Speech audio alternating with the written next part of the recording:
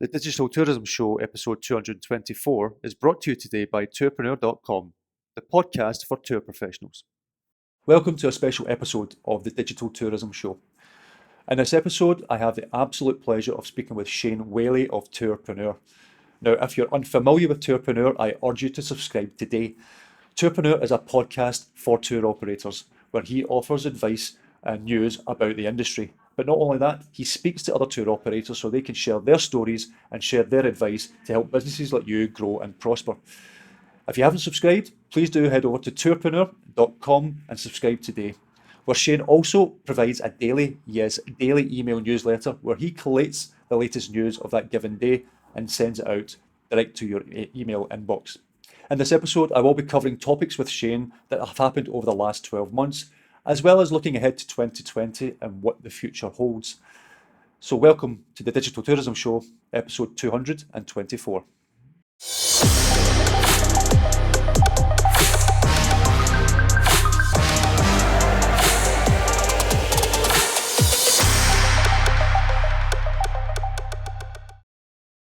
So it's good to see you again, Shane. I think Arrival was the last time we actually met in person. Your booth looked amazing. You looked like you had a lot of people coming up, doing interviews with you, etc. So it must have been really good for your own show. It was better than I could have imagined. I was a bit nervous beforehand because I've worked on booths before, but I've never had to organize one. You know yourself being an entrepreneur. You have to wear so many different hats, which is why I called my podcast Tourpreneur, because you do the marketing, payroll, taxes, insurance, and booth organizing is one. And I'm eternally grateful to Checkfront because they stepped in with Arrival and said, hey, we'll sponsor Tourpreneur at a specialty space. It enabled me to produce content that I would not have been able to do beforehand, because what I've noticed with podcasting is if you go up to someone and shove a microphone under their nose, most people immediately, like a camera or a microphone, most people get quite frightened off by that. Yeah. Whereas having prearranged appointments and sharing some questions in advance and making it just a 10-minute espresso interview just to really get a little snapshot of their business and some of the challenges that they face. It was phenomenal. And, you put out a lot of content as well as being a digital marketing ninja. You're also a content provider. And when people come up to you, but you must have had this after your book, Lookers to Bookers, where people come up, they shake you by the hand, they look you in the eye and they're like, you've saved my business, or you really helped my business. Yeah. We both look up downloads and read reviews and they're all great. But when you have that person-to-person contact, I was blown away, quite frankly, Chris. No, it's amazing.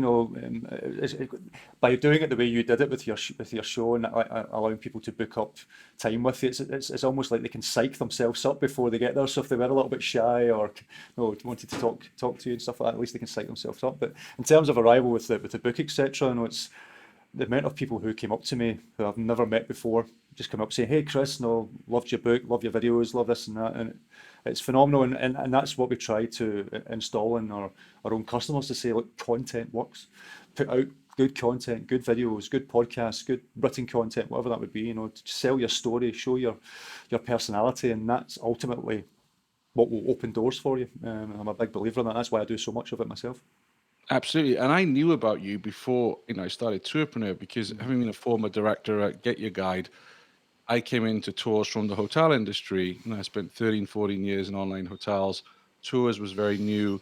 So I used to watch your videos to educate me at Get Your Guide about what it was like on the other side and what tour operator challenges there were. So I was very grateful for your content. And, I gave a shout out to our friend Matthew Newton this week as well for his book, Sell More Tours, because that was very useful as well. And I really recommend, Tourpreneurs. Definitely, I've got a copy myself. Yeah, absolutely. I mean, he was saying it's a little out of date now, but I think the gist of what he's saying is still true. And that's the difficult thing, I guess, even with your book, 2 years down the road, the way things are going here in the United States, without getting political, some of the presidential candidates are saying, oh, we're going to break up Facebook. So that may look completely different in 2 years' time, right? You never know. Well, that's it. But in terms of the fundamentals of marketing, it doesn't matter. The platform doesn't matter what it is you use or the medium you use. Ultimately, it's all about you telling a story. So that is never going to change. It's just adapting to the platforms that go onto it. But no, I found Arrival great. I thought it was a an amazing conference. Once again. What I Um, really liked, Chris, was I had some listeners of the show come up to me and say, "Oh, we were on the fence about coming. It's a lot of money. It's time away from the business, but we've absolutely loved it. We've loved meeting all these res tech companies face to face, meeting the OTAs, meeting other bike tours from mhm, around the country, and nobody came up to me and said, 'Nah, Rival's not for me.' Everyone absolutely loved it, and mhm. that was really cool to hear because I know we are both huge supporters Yeah. of Arrival, and we feel that listeners and viewers and subscribers should go and attend because it will help grow the Mhm, business.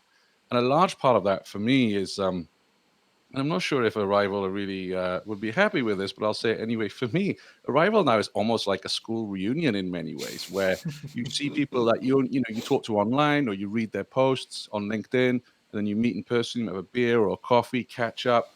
And actually, this year, because Arrival's getting bigger and bigger, there were people I couldn't get to see. So mhm. Joe Robinson, for instance, who was at Redeem, he's moved now. We were supposed to meet up, we never got time, and there were various others that Yeah. the time wasn't enough. So I like the learning, I love Mhm. the networking, but also it is like having a couple of beers with people who are in the same boat as you. Yeah. We're all speaking the same language.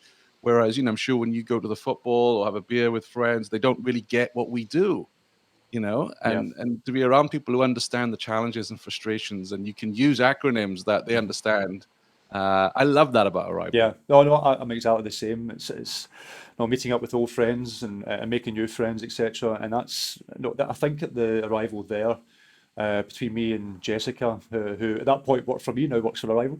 Absolutely. No, we had about 40 meetings between us, just at Wow. Arrival. So being able to network, meet new people, and most of those meetings weren't, no, again, it's just part of my ethos. No, we weren't there selling as such. No, we told them about what we did, but most of the people who came up to us was talking about, how do I create a better experience on Facebook, or how do I attract people on Facebook using ads, etc. And I was basically sitting there advising them in most of those meetings. So, and then off the back of that, that's we've made some good business out of it. So every year we make new customers from Arrival. So it's to me, it's a go-to event. I absolutely love Arrival. And I'm Yeah, gonna just say, yeah. me and Shane both don't get paid from Arrival or anything. We just love the Very event. true. So Yeah. we just love the event. So what was your one takeaway from Arrival this time? What would you say was a highlight? Oh, well, I think what I heard the most. So here's the thing that was different for me this year. I had 25 interviews racked up, so I didn't actually get into any of the Mm. sessions. However, what I experienced was people who were coming in to be interviewed, what they were experiencing on the sessions. And the one that came back the most was the ResTech debate. And Yes. it was really interesting to, because my show, we're mainly geared towards small to medium tour operators, right? So Yeah. not the big guys do listen, but it's mainly smaller to medium that listen. And some of them were like, "Oh, we were really shocked because we work with Fair Harbor. We love our Fair Harbor account manager, our market manager. Support is great, but what we saw on stage was not what we thought the company was." Yeah. And I was hearing that from different from quite a few Mhm. different guests that came on the show. So I watched the video and I could kind of see Mhm. what they were. Because I thought, is this being blown up? Was it exaggerated? And that was a fascinating debate to watch. It was. I missed it as well for exactly the same reasons. But I watched the video later, and I felt the same. It was almost as if Max came onto the stage almost in a defensive mode straight away, straight off the bat, rather than just sitting there and discussing about how they can push the industry forward. Because in my opinion, they all have a place. They all have their own unique selling points. But I just felt it was a very much a defensive stance he took right at the start, and it was sort of berating other users or other booking platforms that were there, etc. And it just, no, it didn't come across well at all. It really didn't. No, Um, and the weird thing for me is like I interview a lot of our guests. I think if I go back over the year, most of the guests, Fair Harbor is the most popular booking platform they work with. So, they're doing really well in the market. Yes, that they're aggressive in the market. They've been bought by the booking group, etc. But I don't think they had anything necessarily to come on the stage to be defensive about. mm, It wasn't like they'd hiked up a ton of rates or something had gone down. So I was surprised by that stance, especially when yeah. you contrast it with Peak, Checkfront, and Resd, who were pretty calm and Mhm. measured and just talked about how they saw the market and what they offer, as opposed to kind of.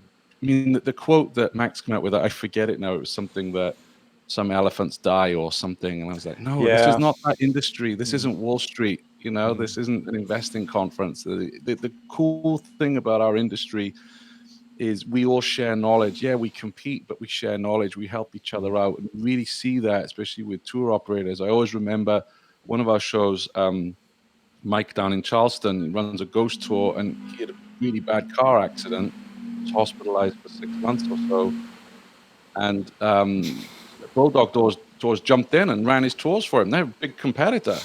And they were like, "Don't worry, we'll That's help you out. We don't incredible. lose business. We'll run it for you." And I see this throughout, our industry, that, and we'll get on to Get Your Guide Originals in a minute, because that's going to be interesting how that goes down in the marketplace. But yeah, I'm not sure if somebody had coached Max incorrectly, or he didn't read the room, was my opinion. It's a shame. Fair Harbor do a lot of good stuff, but what I will say is some of the Fair Harbor customers who I spoke with are like, "Yeah, we're not going to leave Fair Harbor. We love our market managers. We were just taken aback by the the stance." Yeah. No, I think a lot of people were, CEO. like you say. I think a lot of people were, but no, it's I don't see it going to affect their business too. They're too big, to be honest, so it won't affect the business that much. I wouldn't have thought. Yeah, and there was that central question, and I guess this is probably why Max felt he had his back to the wall, because Bokun weren't up there. And of course, Fair Harbor got bought by Booking, and there was that discussion, should an OTA own a res system, etc. And I don't know what you find talking to your customers and people in the industry, but most of my listeners, they don't really care. Yeah. No, they don't. And I know Peter makes the case that, why would you let an OTA own your plumbing? And I understand it. But most small to medium-sized tour operators are like, I don't really care, as long as it works, as long as it's a price I can afford, as long as it does everything that I need, doesn't give me any headaches. I don't really care who owns it. Yeah. Well, yeah, no, I agree to a certain extent. No, talking about OTAs, etc. Whether it's them buying up booking platforms or them promoting their own businesses, etc. No, that OTAs have a place. I think the OTAs should be there to complement the suppliers and the operators and everything else to help them generate more business. But what I agree with Peter Syme in terms of his angle on is I think OTAs are now getting to a stage where it's more of a detriment to the industry, and from a personal perspective, than it is as a help. Though a lot of businesses out there are looking to grow their own brands and grow their own businesses and actually be a business. But if you are hiding behind a TripAdvisor or a Get Your Guide or any of the other OTAs, and your brand is not at the forefront, and you're also not in charge of your own customer data, then to me that is a major issue. That recent article I wrote all about OTAs, competing on Google Ads against their own suppliers and everything else, it's unsustainable. Suppliers just won't be able to afford doing their own marketing, as well as being on OTAs, paying the commissions, as well as their operating costs, etc., etc. And all these little things, you're talking about bookkeeping and everything else, and the whole tourpreneur aspect of it. It's how are they going to make money? So something has to change, and it's just unsustainable in my opinion at the moment.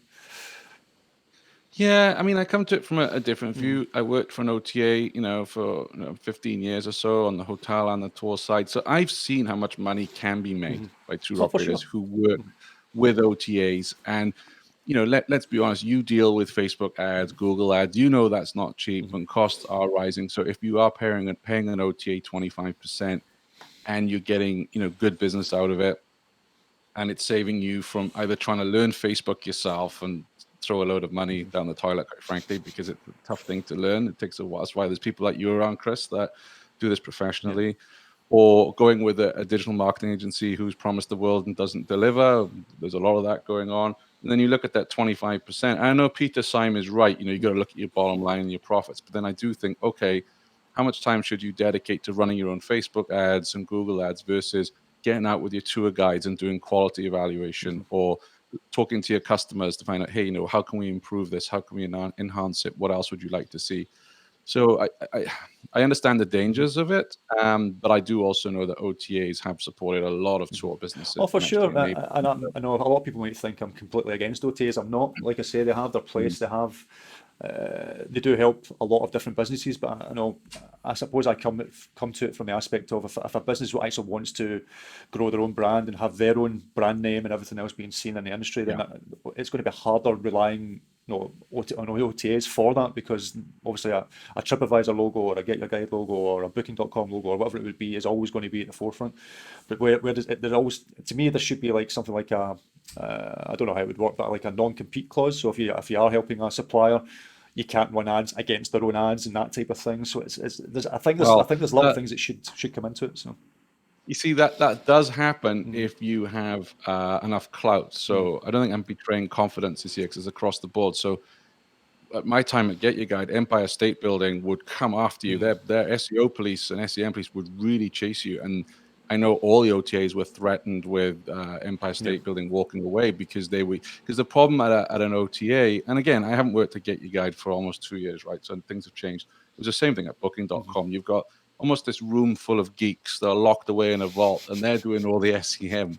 So there's not much conversation, yeah, and they don't want to have like keywords that they can't use because they're running all these algorithms and whatever yeah, else. So occasionally you will get an error where mm-hmm, suddenly an OTA will be, keywording for Empire, and you guarantee you get a phone call from the managing mm-hmm, director saying like, if this isn't off by the end of the day, we're ceasing working with yeah. you. So if you have enough clout, there is almost That's that it. non-compete. Yeah, But a rafting tour mm-hmm, or a walking tour or a brewery tour, the OTA is just going to mm-hmm, yeah, laugh at you. And then the other day I was looking at, I think this is the big difference I've seen. So in my time at Get Your Guide, I would scream at them to spend more money on PPC and AdWords for some of our kind of secondary tours. So not the Statue of Liberties and Empire mm-hmm, State Buildings, but for instance, Jeff, who runs Chicago Underground Donut Tours, promote that. And I did see a couple months ago that suddenly they are spending a lot more money on those AdWords. Now, I don't know how Jeff feels about that. I'll have to ask him on another episode of the mm-hmm, show, or maybe he wants to respond to this on the Facebook group. He may be happy thinking, well, yeah, I'm paying them 25%, but I don't have to worry about my Google ads. They're taking care of it for yeah, me. Or he could be like, no, this is cannibalizing my own mm-hmm, campaigns. I want to be in control of it myself. mm-hmm, This is something and he's from a marketing background, so yeah. maybe he does feel that way. But for a lot of tour operators, you're outsourcing all of that to an No, and I OTA. completely get that. No, from our perspective, and I don't want to dwell on this too much, but from our perspective, it's driving up the cost of Google Ads. So it's actually becoming to the stage now where a lot of operators, especially the smaller ones, just can't afford to do Google Ads, and a lot of them are now migrating over to Facebook Ads because it's a lot cheaper and actually more targeted, to be fair. But it's a lot cheaper option. So it's almost like Google Ads is now going to become just for the few rather than the many as such. So it's a double-edged sword. I can see the benefits, the Really many is. benefits of OTAs, but I also think it's having an effect on the industry as a whole. So it's just finding that balance, and I just don't think the balance is there at the moment. So You're yeah, right. And I hear the advice, like just give the mm, OTAs the tours that you're struggling to sell, or mm, if it's, a quiet period. But I know from experience, the OTAs will be all over you. They want your top yeah, products. They don't want your secondary. They want your mm, flagship product, and they want it on their yeah, books. So it is tough to adhere to that mm, strategy. What I'm excited about with OTA. So last week I was at the America Outdoors oh nice, conference in Salt Lake City in Utah. mm-hmm, Very, very different sector of the mm-hmm, industry. It's one that I'm not that familiar with. I'm not really much of an outdoorsman. I don't ski and mm-hmm, snowboard, and you know.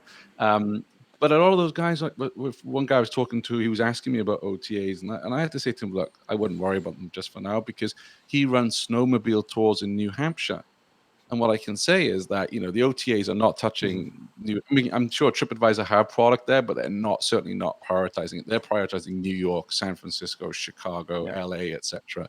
Those secondary, tertiary areas that they will come in time because the same thing happened in the hotel industry. When I started my career in the OTA, I worked for a small British company called Active Hotels, and Active Hotels went on to be bought by a more well-known mm-hmm, company called Priceline and oh yeah, Booking.com. But at that time, where Active Hotels did really well and ran rings around Expedia was because they had a system where you could be a small B&B in Inverness and you could work with the Active Hotel system. mm-hmm, You couldn't work with the other OTAs at the time because they took money, on booking, whereas the Active model was payment on departure. yeah, But my main point is Active were able to get into those regions and deliver revenue. mm-hmm, That's what I want to see. yeah, And I do feel it's just a matter of time. So whether it's New Hampshire or Inverness, for instance, it's like, yeah, I want to see the OTAs promoting those mm-hmm, areas because the big issue I've heard about this year is actually discovery for sure. and how these more specialist tours get Mm-hmm, discovered. That's the headache. And that's when they do need to use AdWords. But even then, they're going to spend a yeah. lot of money to crack that. That's what I'm excited Yeah, about going and forward. it's a sustainability part of that as well. You know, rather than always promoting the heavy populated areas, it's telling people about and letting them discover the lesser known but equally as great, you know, destinations, etc., and cities, etc. So, I This think is why I was surprised about Booking this year. So, we'll get on to this. Booking have basically shelved their experiences team, which was a big shock, that was, I think, to everybody. yeah. I still have not found out the reason why. So if there's any Booking.com HR directors listening, you guys have done a good job because nobody will talk to me. They're all like, no, we can't say anything. And I know redundancies are at play and some people are moving within the organization, but that they've clammed up. And the reason I bring that up, because I really felt that with Booking, with the data that they have. So let's say I did book a hotel in Inverness. Booking knows I'm there. And then they can flash up on the app, hey, here's 3 really cool tours or activities in Inverness that I may not be aware that there's a biking tour or a particular walking tour or a whiskey tour, whatever it may be. And they're pushing that to me. So that's what I was really Yeah. excited about It's almost with a natural Booking.com. journey. You know, you're booking out your hotel, your flights, your hotel, and then what can you do? What experience can you take? And it was sort of all fitted in. And I mean, and if you think about it, they know like, oh, that person's in Inverness for 5 days. We might be able to offer them a multi-day tour of the Highlands and Islands. Yeah. That's what I was, and I'm sure the others will get there. But I really felt Booking were kind of in pole position just for the sheer amount of data they have, and they It know was a where you shock. are. No, it was a shock. Now, especially when was it Glenn Fogel, the CEO, was talking about just at Focusrite conference on the video. He was talking about how, you know, that they were building that area up, and they actually, although I found it quite funny about his quotes saying they mostly deal with or try to promote direct bookings rather than using Google Ads, etc. Which I thought the irony on that wasn't lost on me. No. But no, after talking about that, then literally a week or two later, or whatever it was, they then announced cutting or they're pulling out, or they're, I don't know if are they actually pulling out completely, or are they just not bringing any new ones on board? Are they still going to offer experiences at the end of the booking, and they're just not bringing any new ones, or are they actually, is that them completely done? Do you think? So what I had heard, and bearing in mind, this isn't confirmed, but I'd heard that they basically got rid of all their experiences teams. So you have to ask yourself if they're keeping attractions and experience, who's going to be managing those? Yeah, But the press office did say we haven't abandoned it. Our strategy is still the same. So we could argue, and again, I have no evidence to offer here, that Glenn might have turned around and said, right, this team are not recruiting a product at a speed that we need to compete. We're way behind everyone else. We're spending all this money on staff. Why wouldn't they just use Fair Harbor? I was just about to say that maybe this is a precursor because they're not. The agreement they have with Fair Harbor obviously is the bottle of Fair Harbor, but they treat it as a separate company. I wonder if it's now going to be more integrated and that's Fair Harbor's actually going to be running that part of it. And to me, that makes more sense.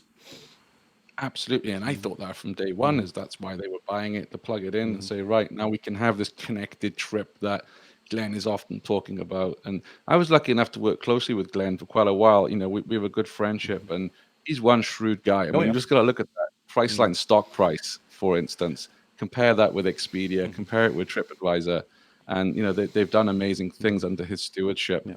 And most of the acquisitions that Priceline slash Booking Holdings have made were actually made by Glenn. That was his department. So I was talking to a couple of booking people just last week, and what they did say to me was like, that they're really pleased to have Glenn at the helm, and he's doing really good things internally. So I don't think they've completely pulled out of the space. Why would Yeah. they? It's valued at 180 billion. They're sat on all this data. I just think they haven't quite worked out. I actually think they couldn't acquire at the speed they needed, Yeah. which is quite surprising, really, because that was part of my role at Get Your Guide and, when I was at Booking.com. And for them to walk into a tour operator and say, hey, we have all these people booking hotels with us in your city. We want to offer them your tour.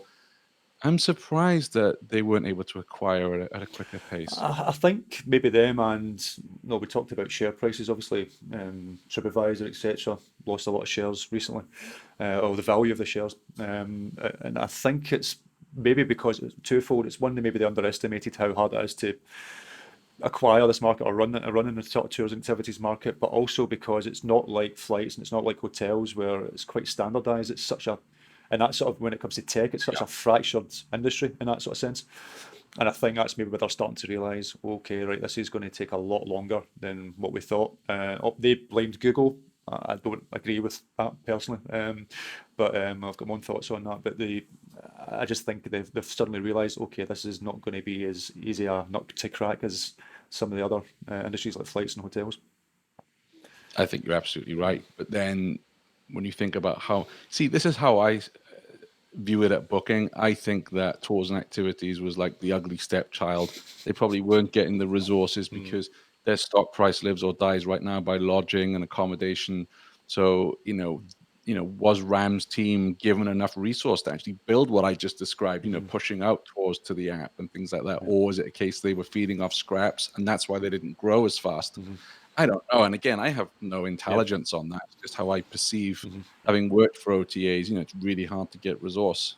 Yeah, no, I agree. I agree. I think it's the resource thing. It's just, like I say, it's a difficult sector to crack. And no, we've got people, and I know this is the same with other destinations as well, but Scotland, where I'm from, it's such has really high rates of tourism coming over to Scotland, as you can imagine.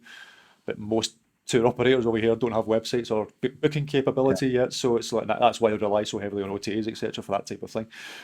So when you've not got that aspect, and people are so far behind in this industry in many destinations, that's when that's why they're often bulking at 0.01%, whatever it was at the time and stuff. I know that's gone up since then, but they're just trying to get people onto a booking platform, and that part of the strategy that TripAdvisor had, I thought was a good strategy, just to get as many people onto a booking platform as possible and allow people to book online. I agree with what they did there, but maybe it just didn't happen quite as fast as what they hoped, and maybe their shareholders decided to know the investment they've had, a lot of the shareholders decided, hold on, we need to put the brakes on here a little bit or something. So I don't know. Glenn's got a track record of being quite ruthless, coming in. He's come in, the then CEO, Gillian Tans, is now chairwoman. He made that decision quite quickly. So, he doesn't hang about. He won't let anything linger. He'll make those decisions quite quickly. So my feeling is they haven't gone away from the industry. They will be back. I think they will plug into the Fair Harbor content and start using that.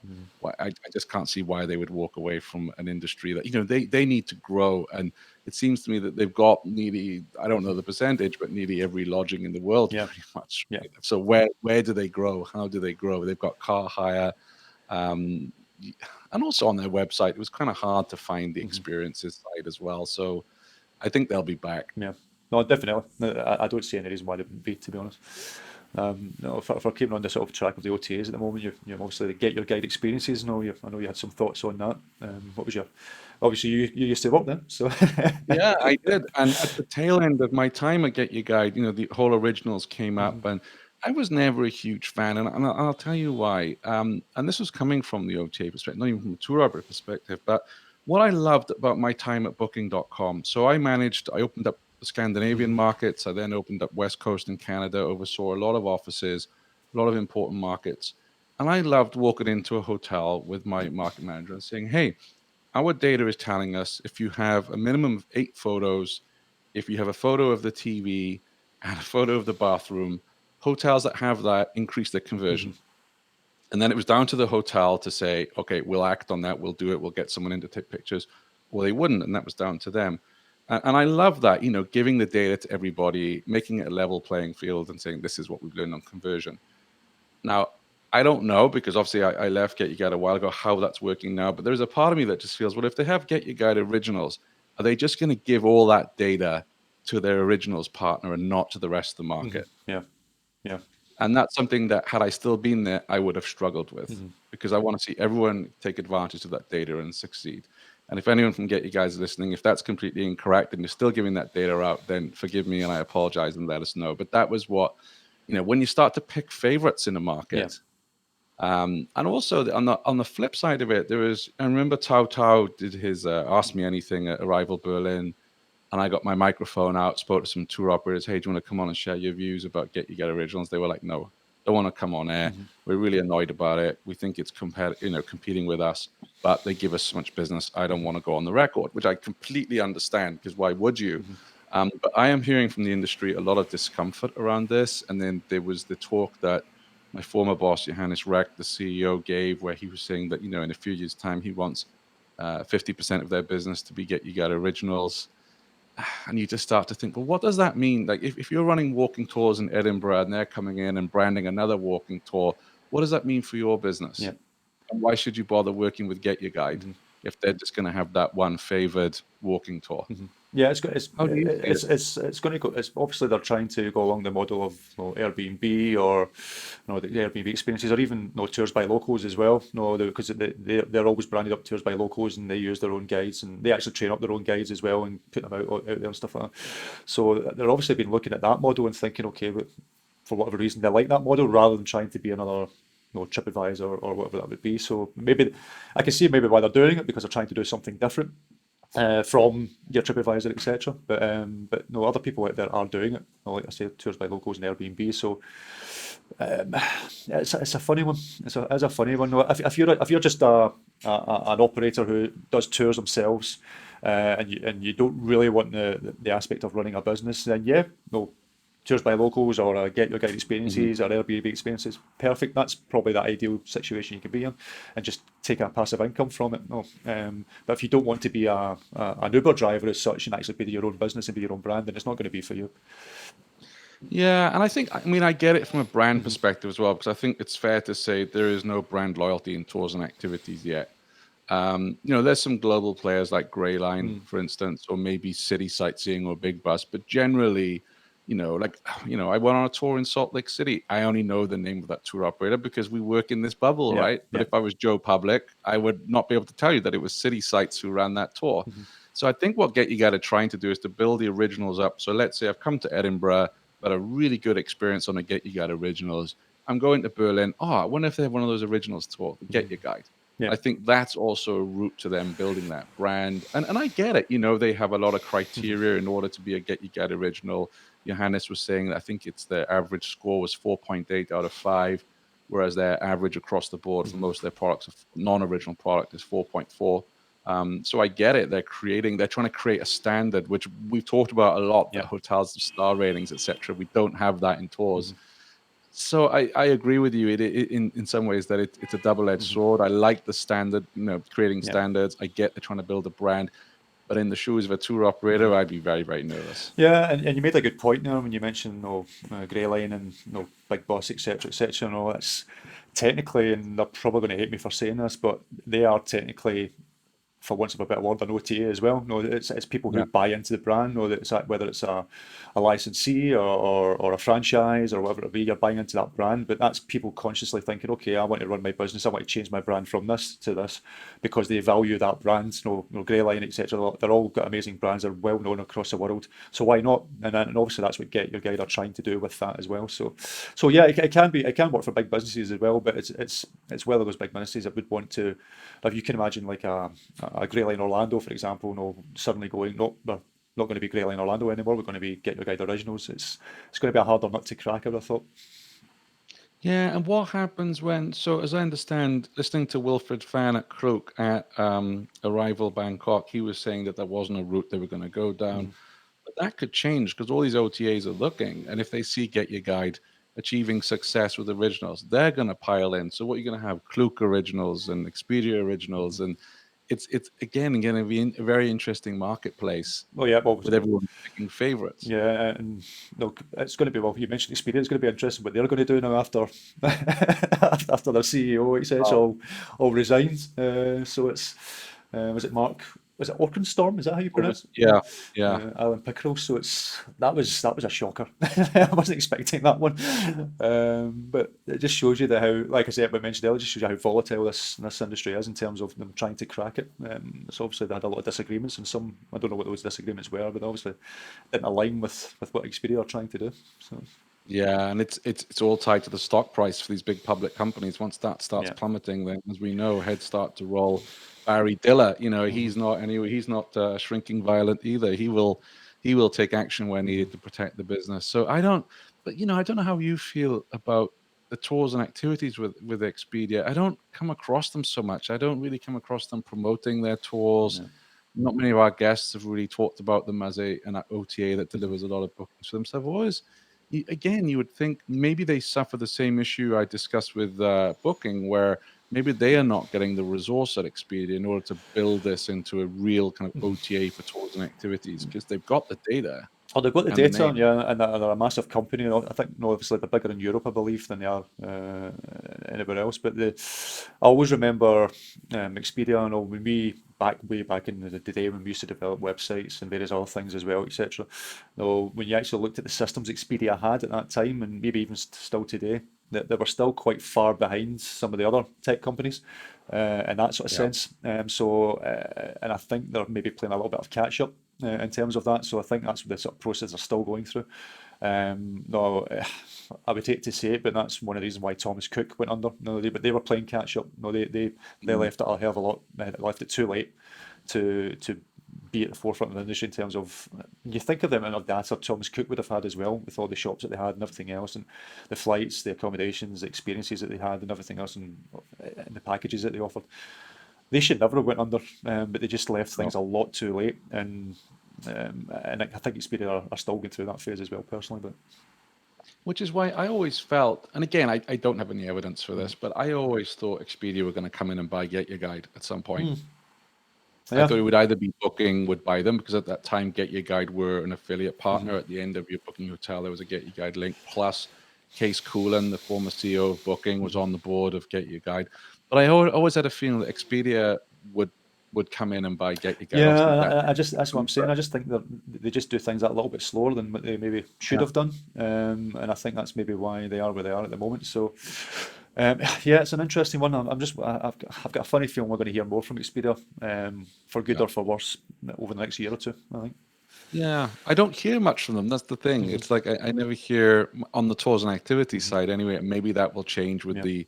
the new order over at Expedia, or will they just double down on their lodging product and flights? And if that has sunk down, I think another interesting thing that I observed with Johannes Reck's talk in Berlin, where he said, Get Your Guide is number one in Europe. We're number two in the United States and soon to be number one. Now, obviously, a few years ago, I was privy to those numbers. There was a big gap, quite frankly. But looking now, for instance, when I was in Salt Lake City last week, I pulled up both apps, and TripAdvisor, this was the score. It was like a rugby score.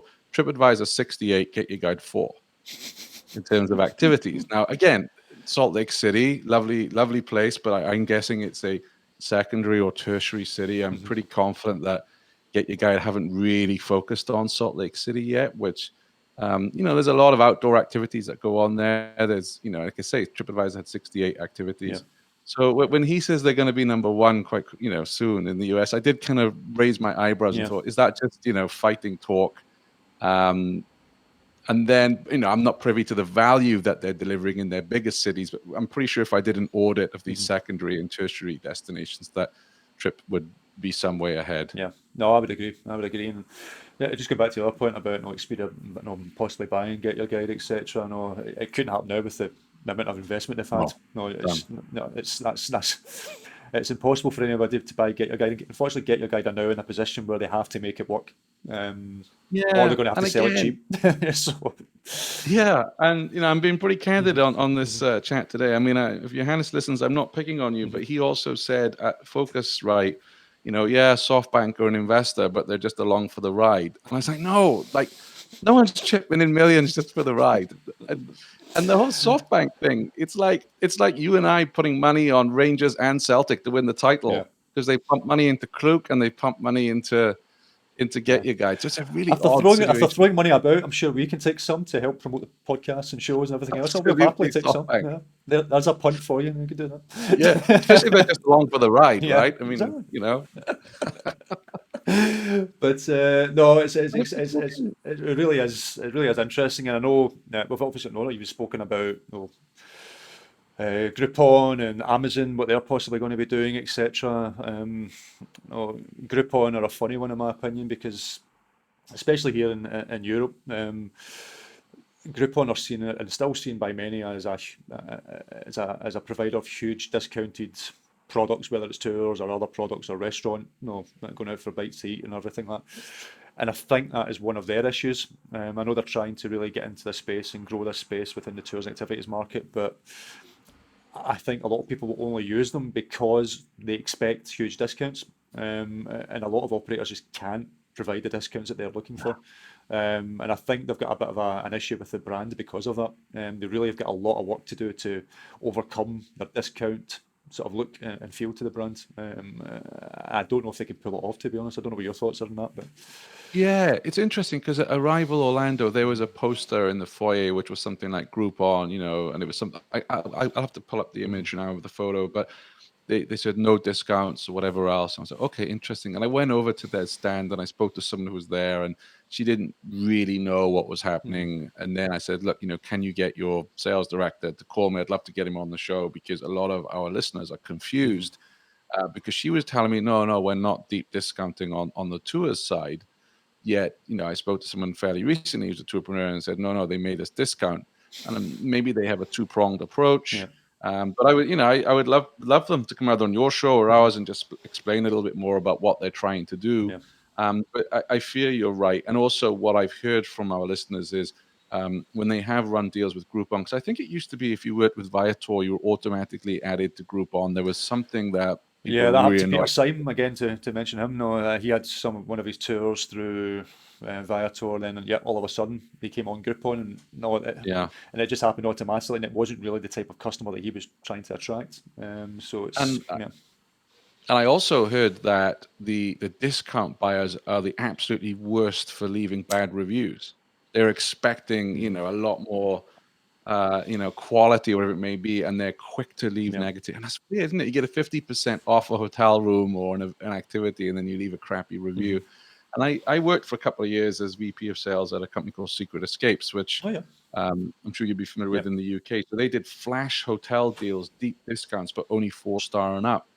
And I got talking to a lot of these hoteliers, and they won't touch Groupon with a barge pole. They call them the ramen noodle brigade, and or the pot noodle brigade for your British listeners. And I don't mean to be snobby here at all, but what they were saying was those customers would come in, they'd buy cans of beer for their room and sandwiches. They wouldn't spend it. And the whole thing about the flash deal is those hoteliers, yeah, they want to fill up some rooms, so they want you to have a couple of drinks at the bar, or maybe a meal yeah. or a breakfast, or something.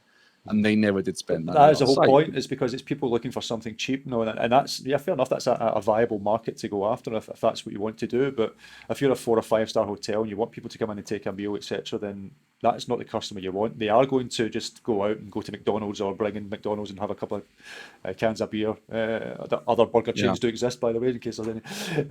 But no, it's just no, that's not the customer you're going to try to attract if it's a 4 or 5 star hotel. No, it's Yeah. yeah, So that's interesting, they but do have maybe an they're issue. going to do something different. I mean, let's see what they do. They've been very, very quiet about it, but yet they must have pumped a fair bit of money into Arrival to be a launch Yeah, partner. That doesn't come cheap, no. so maybe they're going to take this seriously. But there's that, and you were quite right to mention Amazon. There was discussion a few months ago, and some of our listeners said they'd been approached by Amazon confidentially. They weren't allowed to say much about it, but I haven't heard any more about that. And I'm reminded a few years ago of Amazon were going to come into the hotel space, and in fact, they were in the United States for a grand total. I think it was of 3 months, and then they just pulled the plug and said, "Yeah, this isn't for us." And I always admired them for it, a bit like maybe what's happening with Booking, where Yeah, they're like, "Oh yeah, this is a lot more difficult than we anticipated." yeah. And I dodged a bullet there because they headhunted me to head up their sales division for the East Coast. Wow. And it's Amazon. I was really tempted, but in the end, I said, "No, I'm loyal to Secret Escapes. I'm going to stay." And then a month later, they go, and I'm like, "Oof, wow, Dodge the bullet. big time, big time." So, what do you think they're up to? Have you heard Oh, anything? there are for sure. They're getting into so many different things now. They want to be, for want of a better word, the Walmart of the online, which they are already with everything else they do. So they want to bring in activities, they want to bring in tours. They'll eventually come back into the hotel space again. I would be surprised if they eventually do flights and become what Virgin are at the moment. No, they've probably got aspirations for that as well at some point. So they will come back into it. And I've been hearing sort of similar rumours as well that they've been approaching certain operators, etc., and trying to bring that part of the business in. And it makes sense for if the biggest online retailer there is in the world. So why Mm, wouldn't you have something on there where people can buy an experience and give it off to a gift for a loved one, or just to book up a yeah, holiday or anything like that? If it becomes a one-stop shop for pretty much everything, it's very much like WeChat in America, where you can get everything on WeChat. If they can do that in terms of the Western market, then yeah, and they are going to make that. I would be surprised if someone like Amazon would come in and buy one of the OTAs or buy one of the booking systems or whatever it would be to integrate even more. No, I wrote an article a while back, a bit more tongue in cheek, but I still think it could happen about Facebook buying TripAdvisor, for example. But that doesn't mean to say Amazon could buy TripAdvisor or something. They have the money to do it. Or even an Yeah. Apple, I think Apple will come into this space as well. So they're developing autonomous vehicles.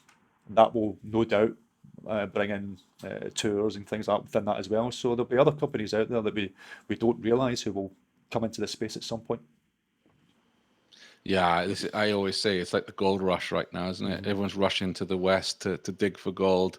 Some companies are, meters away from the seam and giving up, Yeah. and then others are, like get your guide, got to give them credit. They've been around for a long time at this. They've had a lot of learning. And I think that's the key to acquisition. If you think about it, Get Your Guide have got 10 years of mistakes behind them. Whereas if you want to start afresh, like an Amazon, I mean, you've got all those mistakes to make. Whereas if you come Yeah. in and buy that knowledge and expertise, And that, to me, that makes more sense for Amazon or Facebook or whoever. They're looking at the industry, what's happening just now over the last 3 or 4 years. They'll see how turbulent it's been and the successes as well it's had. And then within a few years' time, they'll go, when things maybe look as if it might take another 5 years, but if it starts to get a bit more standardized and things like that, that's when they'll just come in and go, I'll have that. And they'll enter the space.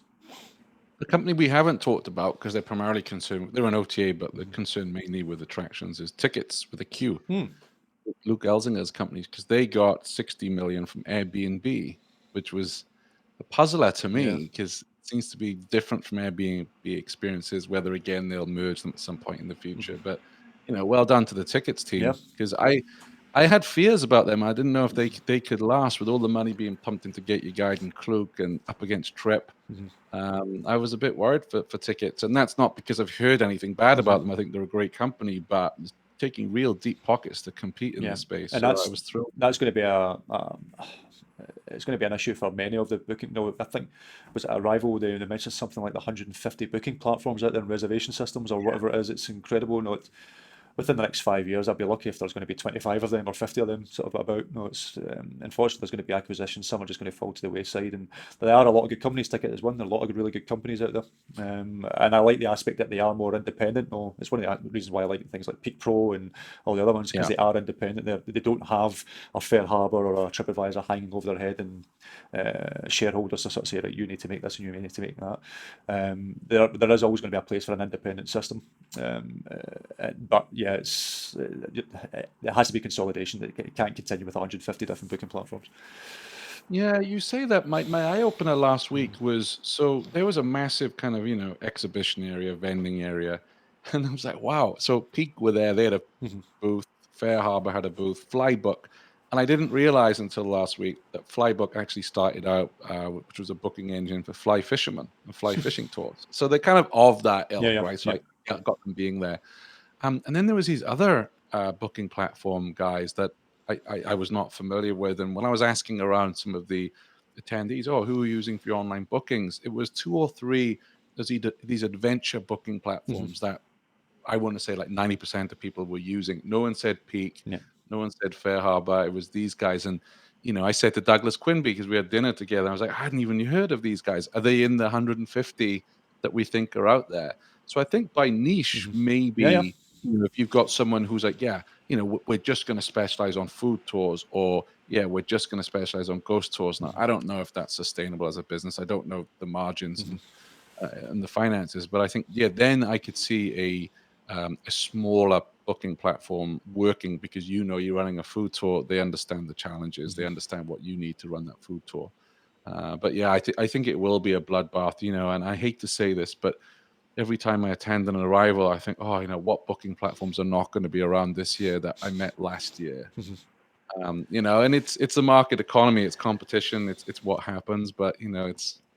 Yeah, it's actually quite funny, and I do this similar thing where I take there was a roller banner of all. It wasn't obviously all 150, but I had quite a lot of booking platforms on it. I took a photograph of it, and if they have a similar thing every year, I go to Arrival, I take another photograph of it, and just sort of see what the differences are each year on year.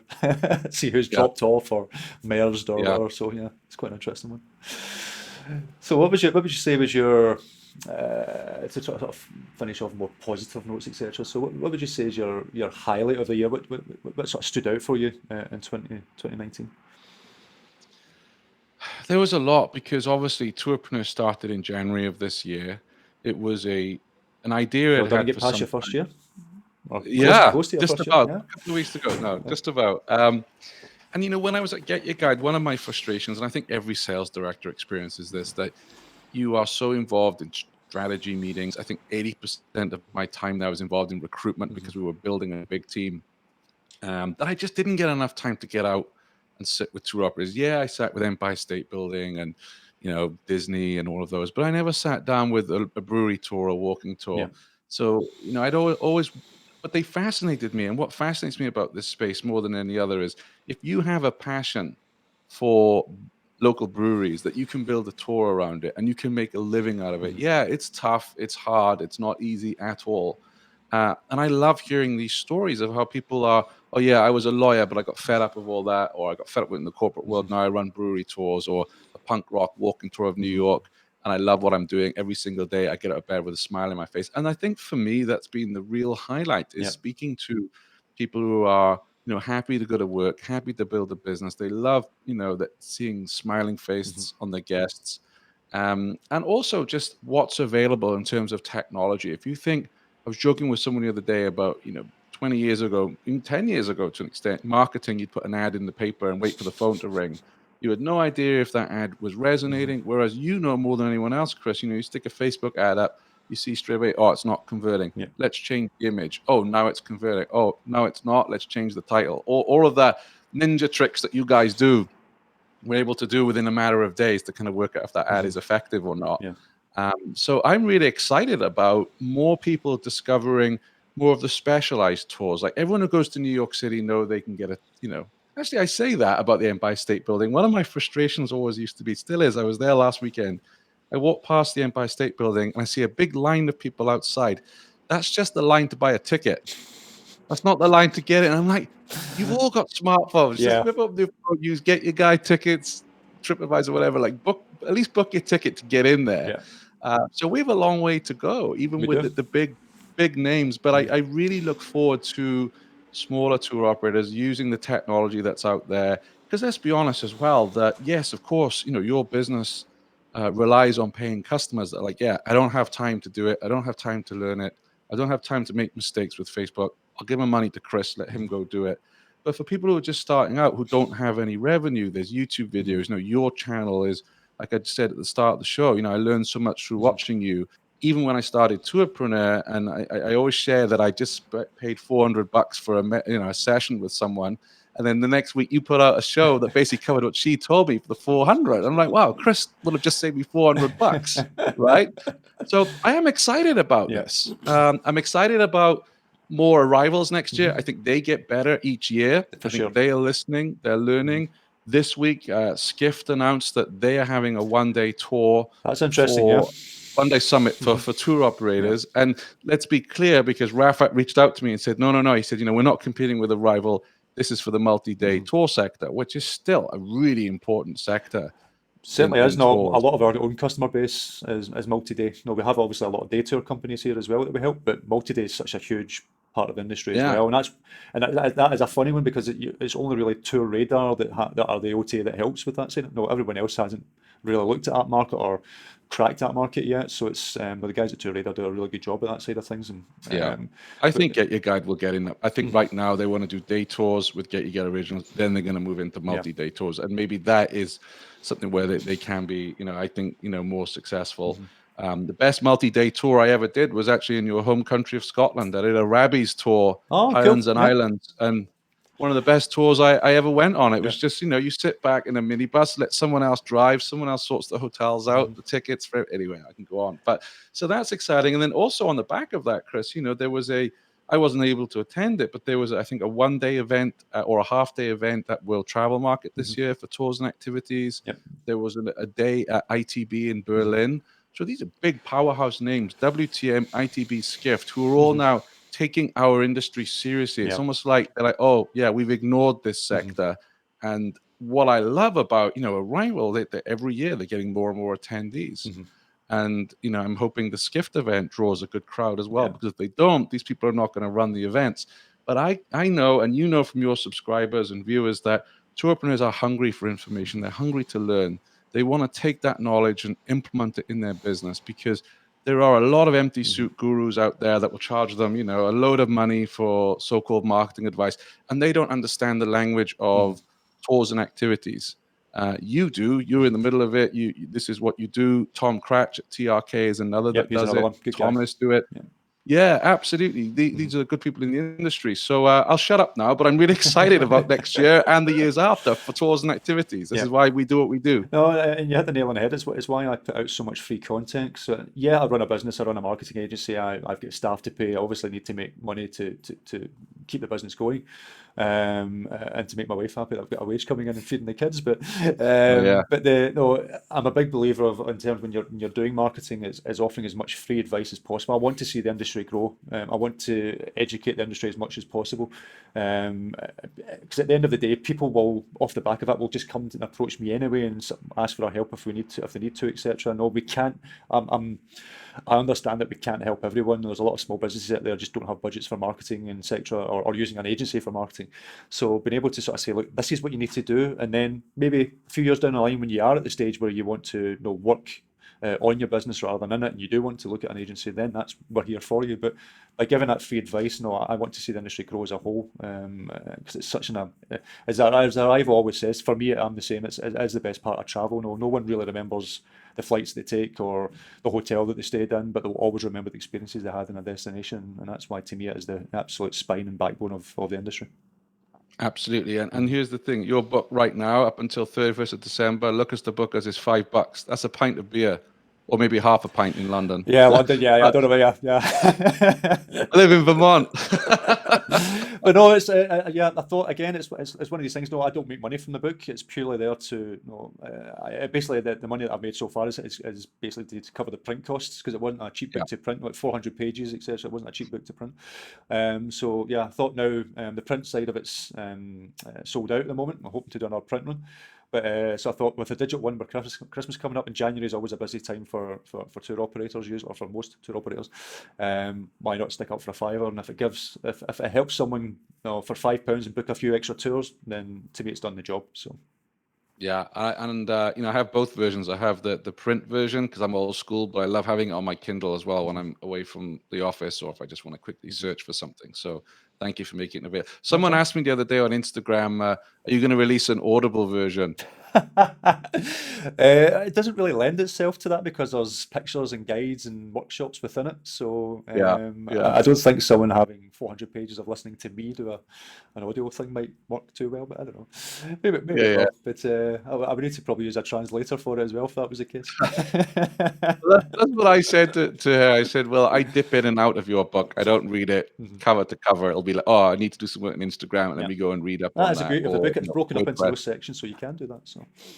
Yeah, absolutely. So thank you for writing it, because I rely on it a lot. Not at all.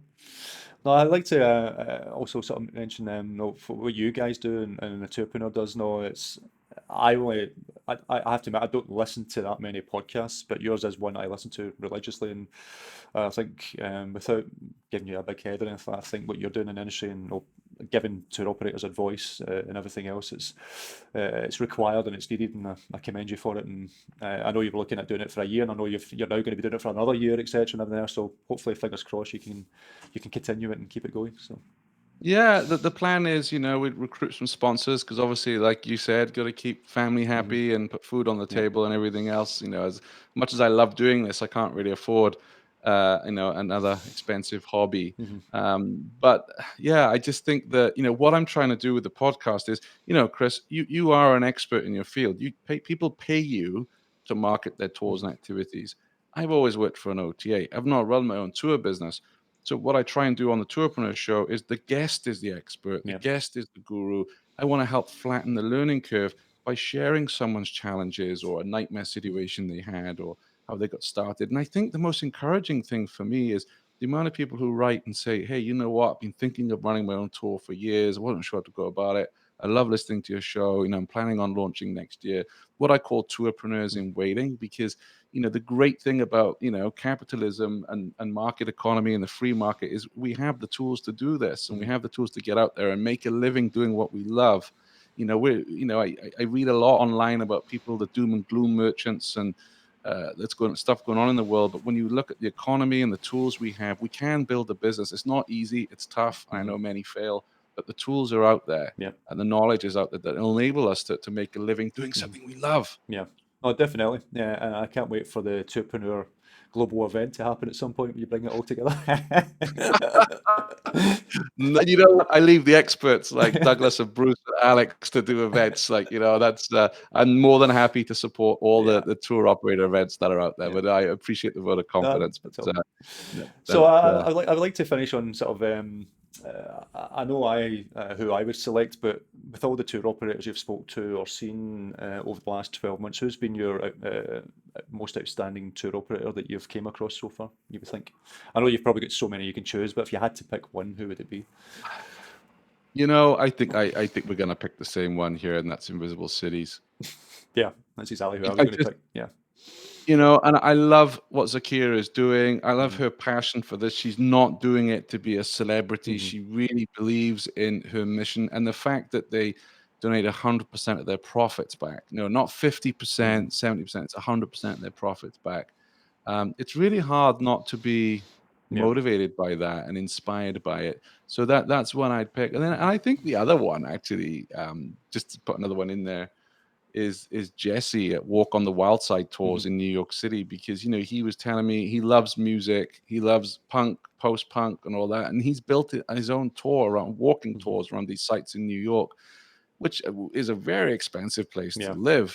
And I went on the tour with him, and he said, "Yeah, I'm making profit now. Now I'm making a living. It's taken me 8 months." And take my hat off to him, because it's hard work. It's lonely what we do. It can be quite isolating because our friends don't understand our industry. And so yeah, I mean, all the Tourpreneur guests are great. Don't get me wrong, but that story kind of resonated with me. Yeah. Wow, he's taking his passion for music, built a business Mhm. around it, making a living in New Yeah. York City, one of the most Yeah. expensive cities in the world. And that's when you make the most successful tours. It's when it's something you're passionate about. You can tell good stories, highlight the experience, and that to me, that's from a marketing company's point of view, that's an absolute dream to work with, because that's what you want. But no, I agree with the first one. Invisible Cities, and for anyone listening or watching who doesn't know who Invisible Cities are, watch the Arrival video that they posted up. Yeah. She was one of the first speakers. Who Zakia basically takes homeless people, turns them into tour guides, and basically gives them a life back. And I know for a fact that after that speech at Arrival, the amount of people who came up to her and spoke to her through that whole event was incredible. And the amount of awards that she has won this last year as well has been well justified. So it's a company I keep watching. I love what she's doing, and long may it continue. And what I like about Zakira, she's honest. She Hmm. doesn't BS. She says, yeah, sometimes it's tough to get those guys to turn up on time and look presentable, Hmm. because but she's honest about that. To quote her, she said it's bloody hard. Yeah. And that's why I admire her as well. She's Hmm. not getting up like a Gwyneth Paltrow saying, this is like unicorn poop or Yeah. whatever. She's really saying, yeah, this is sorry, Gwyneth. I know you listen to the show. I'm Chris Martin. I don't like Coldplay. You and me both. Brilliant. No, but no, I respect the fact she's being honest about how tough it is. Yeah. No, true, exactly, and no, all credit to her. No, it's a very, very hard job, but no, giving people the life back is such an incredible thing, and doing it in a way that the thing I like about what she does with the business is it's not a charity. It's actually set up as a proper business, so it gives the people that she's helping a sense of security, because it's seen as a job, not as a handout, as it were. So it's incredible. I'm a big fan. Big fan. I'm excited. I'm chatting to her shortly. I'm going to start next year. The first Tourpreneur interview will be with her, because I want that Excellent. inspiration. January can be a tough month, right? Mhm. You've had Christmas, New Year, and it's like back to it. Mhm. So I want to start the year with some inspiration, and I don't think there's anyone who can beat her right now in our space. From Especially inspiring. just after the Christmas and New Year period, especially for a lot of homeless people, that's Yeah. going to be there should be some good stories and things like that to tell from that one. So Yeah, absolutely. so finally, what would you say is what you're looking forward to in 2020? What do you think is going to happen in the next year? Oh, really tough question. I don't know. I think I think I agree with you. I think there's going to be more acquisition news. I Yeah. think. I think there's going to be a lot more of it than there has been over the last couple of years. I think 2020 is going to see a massive amount of acquisitions and some surprising people coming in, whether it's an Amazon or something along that sort of lines. coming in and buying one of the systems or one of the Yeah. OTAs or whatever. I think there's going to be a big shake-up in 2020, personally. But I also hope, and again, I know this is really difficult for tour operators to offer, but I would love to see dynamic pricing coming in as well this year. yeah, I just think there's such a big opportunity there to, sell spaces on your bus when you're quiet and, have a premium price when you're busy. Again, I know this is really, really hard in terms of the technology, but I would love to see that come in. yeah. No, definitely. But again, that's why a lot of the OTAs are having issues. Is nothing standardized at the moment. The industry really Yeah. needs to have a more standardized system. And I know a lot of the booking platforms might not like that, but there has to be something to standardize the industry, like it did with flights and like it did with hotels, because it's going to get to a stage where it can't grow any further, or it's always going to be sort of left behind in compared to the other industries.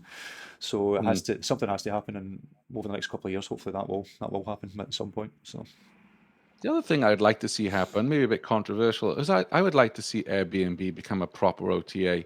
All these policies they have about minimums and you can only take which they turn a blind eye to a yeah, lot of that. You can only take Airbnb. They're sat on a lot of data, and I'm thinking of the tour operator out there, particularly those who have more specialist tours. Using Airbnb. I know they're being very picky who they're working with. I'm like, oh, come on, just be an OTA. You can still curate yeah. and have something slightly different than the main OTAs, but I really would like to see them just become an OTA. No, I agree. And I'll put my hands up anywhere I'm going in a destination. The first place I look at is Airbnb. But I haven't bought an experience on Airbnb yet, but certainly for accommodation, Yeah. it's the Yeah. first place I look at.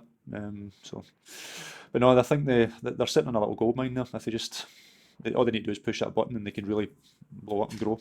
I think. So, I think you're right. And I think, as I said, the big pain point I've heard about in 2019, we'll hear it again next year, is discovery. How do my tours get discovered? And they could play a huge part in that. and to be fair enough, booking are moving more out of the experience space. That opens the door for Airbnb, in my opinion. So why Yeah. not push the button on it? I agree. So it's going to be interesting times, that's for sure. Definitely. That's why we do what we do. Every morning I wake up and I write the brief. It's like, okay, what's happened today? Who's resigned? Who's been bought? What new tours are out there? It's just and I know it can be a frustrating industry to make money at as well, but I can't see myself ever working in another industry. Yeah. And especially No, like you say, what I'm we the do same. is best part of travel as well. So it's exciting. Oh, for sure. No, I'm the same. I'm so ingrained in this industry now, so invested in it, and I love it. It'd be hard to work in anything else. Definitely. Well, Shane, it's been an absolute pleasure. We need to do this more often. I think maybe I think you're right. Yeah, Yeah. maybe every 6 months or something like that, we'll do a little review of what's happened at least, or something like that, and combine our forces and do another wee mashup. I think that'd be. I think that'd be great. And what do the listeners think? That's the important thing. Just like with tours, asking guests, have Chris and I, rabbited on too much here and rambled, or have you enjoyed it? Let us know on our respective social media channels, because that's what puts petrol in our tanks, right?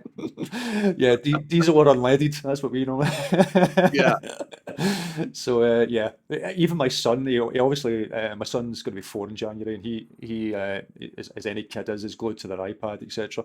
And I went to the petrol station. He said, "Are you putting gas in the car?" And I'm like, "Oh God, no!" He's watching too many American shows, etc. I was like, "Oh, right, okay." It's true. If he starts spelling colour without the U, I'll be mightily unhappy. So. I hear you. I have to be careful. I'm an American citizen now, so I have to adhere to both. I have to be bilingual. Of course. No, and I only kid, but no, we did invent. I'll say that. Yeah, I was going to say we did invent the language first, but Scots didn't. It was really in English. So there we go. Even we don't speak proper English. Well, I'm a Welshman, so I'm with you there. But no, Shane, absolute pleasure. Let's do this again. And as you say, if the listeners love this episode, or the watchers love this episode, if you want to see it again, just leave comments, and we'll look to do more of this. So, Cheers, Chris. right, thanks. Cheers.